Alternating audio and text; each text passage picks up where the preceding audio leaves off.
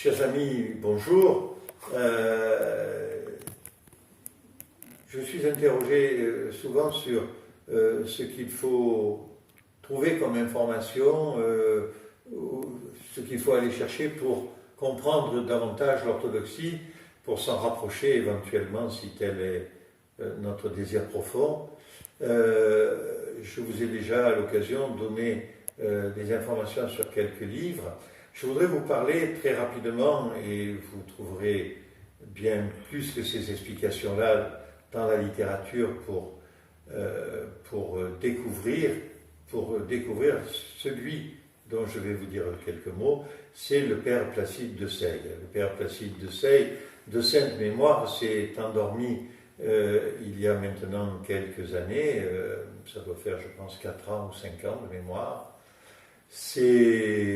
On l'appelait le Hiéronda, l'ancien, le sous-entendu le sage. Le Père Placide de Seye est un homme extraordinaire. Il est tombé dans la marmite du Seigneur tout petit. Je pense qu'il est rentré au monastère chez les bénédictins, donc chez nos frères catholiques. Il devait avoir quelque chose comme 17 ans, me semble-t-il, peut-être même un peu moins. Il avait vécu une vie familiale difficile, il avait vécu des temps de guerre, des temps de privation, et il avait une flamme extraordinaire pour le Seigneur. Il a eu une vie curieuse parce qu'il est devenu moine très, très jeune, il a grandi et très vite ça a été un grand intellectuel des choses de Dieu. Il a très vite commencé à écrire et il a découvert assez tôt qu'il y avait quelque chose dans la tradition catholique qui, dans son ressenti, n'était pas tout à fait exact. Alors, je ne dirais pas que c'était juste ou injuste, je ne veux pas parler à sa place, je l'ai bien connu puisque j'ai eu le privilège de l'accompagner en tant que confesseur sur les dernières années de sa vie, et j'ai jamais compris pourquoi il m'avait fait cette grâce, parce que pour moi c'était une grâce, c'était pas la grâce que j'avais de faire descendre sur lui le pardon, mais c'était la grâce de passer du temps avec lui et d'échanger sur sa vision du monde, sa vision de l'orthodoxie, sa vision des difficultés qui existent chez nos frères les uns et les autres, et sur la façon que l'on a de pouvoir les aider. Et les prêtres confesseurs, je suis un prêtre confesseur, peuvent utilement entendre ces choses-là pour s'en inspirer et pour davantage aider les personnes à cheminer. Et donc très jeune, il découvre qu'il y a sans doute, et notamment à la lecture des pères, alors là on ne parle pas des pères de l'Église ou des docteurs de l'Église, on parle des pères, c'est-à-dire de tous ceux qui, dans les premiers siècles, ont formaté, parlé et écrit sur le mystère de la Trinité, sur la vie du Seigneur, sur être chrétien, sur toutes ces choses qui ont fait que nous sommes ce que nous sommes aujourd'hui. Et c'est à travers cela qu'il analysait qu'il y avait eu très tôt dans l'histoire de l'Église unie, celle des 7 conciles œcuméniques et des 5 églises de l'époque de la Pentarchie, c'est-à-dire des 5 patriarcats historiques de l'Église tout court. On ne parle pas d'Église catholique d'Occident ou d'Orient, l'Église tout court, celle qui réunit en une seule Église Rome, Byzance, Jérusalem, Antioche et Alexandrie. Et il s'est rendu compte qu'il y avait donc là véritablement un hiatus, et très tôt, il a commencé à s'interroger sur l'orthodoxie. Il a même demandé à sa hiérarchie d'aller visiter des pays orthodoxes, et jusqu'au moment où il s'est dit, mais la tradition, c'est celle-là que je dois rejoindre, et il l'a fait avec des négociations avec Rome, jusqu'au moment où il a fondé un monastère à Aubazine, un monastère de tradition que l'on appelle gréco-catholique. Alors autrefois on disait que c'était des uniates, c'était un mot qui était connoté et péjoratif. Non, ce sont simplement des chrétiens qui pratiquent le rite de la tradition orthodoxe, mais sous l'obédience et l'autorité du pape. Hein. Et on retrouve de ces communautés gréco-catholiques en France, il n'y a pas très loin de là où je vous parle, un monastère, un très beau monastère, qui vit dans cette tradition. On retrouve ça dans le fond de l'arc méditerranéen, en Syrie,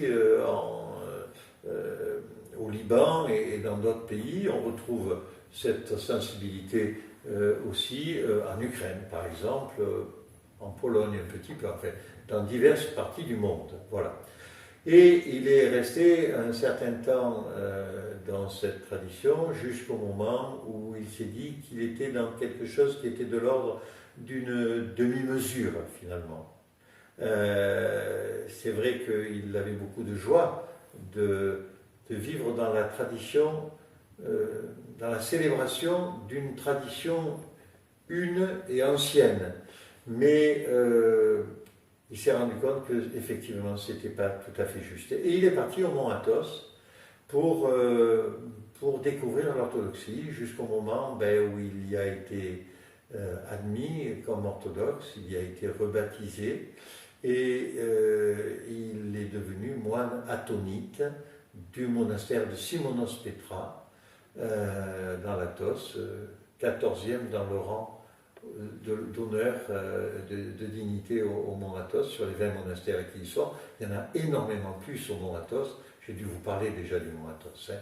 Cette république théocratique dirigée par des moines et habitée par pratiquement seulement des moines hommes.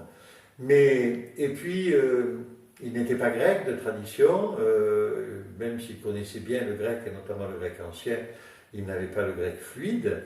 Et très tôt, son higoumène, c'est-à-dire son supérieur, lui a dit que sa mission, c'était d'aller répandre l'orthodoxie sur la terre de France. Et il est donc parti avec quelques moines qui avaient fait le chemin avec lui. Et il est venu s'établir en France. Alors bien sûr, le monastère gréco-catholique qu'il avait investi, il en a été un peu... On l'a prié d'aller voir ailleurs, et divers concours de circonstances ont fait qu'il a pu créer à un moment donné le monastère de Saint-Antoine-le-Grand dans le Vercors. Magnifique lieu que je vous invite à visiter si vous passez par là dans le Vercors. Ça peut être un excellent temps de balade, surtout l'été, car je dois vous avouer que l'hiver c'est un endroit qui est très rude, très ombragé, très alubac, et donc privé de soleil et un peu dur à vivre. Mais dans la saison estivale, au printemps et à l'automne, c'est un très beau lieu. Et puis de ce monastère ont jailli d'autres choses, puisqu'il y a eu d'autres monastères orthodoxes fondés en France, et puis il y a eu le monastère de Monial qui existe aujourd'hui sous l'autorité de l'Hierondissa Ipandi, le monastère de la toute protection de la Mère de Dieu, c'est-à-dire le monastère de Solan, connu sous ce nom-là dans la région, et il est autour de Bagnols-sur-Cèze. Le père Placide était un travailleur infatigable. Il m'a ébloui par sa force de travail. Les 4 ou 5 années que j'ai passées plus près de lui, je le connaissais de longue date, et il écrivait sans cesse. Alors il a écrit des traductions à usage plutôt liturgique, des livres des heures, des livres de liturgie, livres de l'orthros, c'est-à-dire des matines et toutes ces choses-là. Mais il a surtout beaucoup écrit sur la foi, sur l'Église, sur l'histoire de l'Église, sur l'orthodoxie, énormément écrit sur le monachisme, et il a fait notamment, que l'on peut encore trouver, j'imagine, plein de petits livrets sur des thèmes assez courts, sur des fêtes de l'Église, sur des aspects particuliers, sur le carême. Il a écrit un nombre de bouquins invraisemblable. Je dois en avoir moins, hein, sans compter les petits fascicules qui font 20-30 pages, vous savez, ces petits fascicules qui sont en format A5, c'est-à-dire un A4 plié en deux avec des agrafes. Et c'était les éditions du monastère de Saint-Antoine qui éditait ça, et sans doute on peut les trouver ou les trouver en seconde main, peut-être pour ceux qui sont intéressés. Et puis ces nombreux livres sur l'histoire de l'Église, sur le monachisme, et je pense que j'en ai peut-être une vingtaine dans ma bibliothèque personnelle. Voilà, c'était un homme extraordinaire. Je dirais que c'était un homme qui vivait comme un saint et qui était, je pense, saint dans tout ce qu'il faisait, et notamment dans les conseils spirituels qu'il donnait aux gens. On venait le voir de très très loin, on traversait la France pour passer souvent 1 heure ou 2 avec lui, et on repartait avec des vies qui étaient changées. Il nous disait souvent qu'il avait des gens qui venaient avec des situations familiales difficiles, souvent des situations de couple, souvent des situations liées à l'éducation des enfants, parfois des questions plus compliquées sur des choix de vie personnelle, sur des choix de sexualité ou des choses comme ça. Et il était toujours dans une écoute bienveillante et totalement attentive. Il avait cette capacité de se tenir devant vous et de vous faire comprendre qu'il n'était là que pour vous, et que ce n'était pas lui qui était là devant vous, c'est le Seigneur qui vous accueillait à ce moment-là. Et pour moi, c'est un souvenir merveilleux. De nombreux articles sur Internet, de nombreux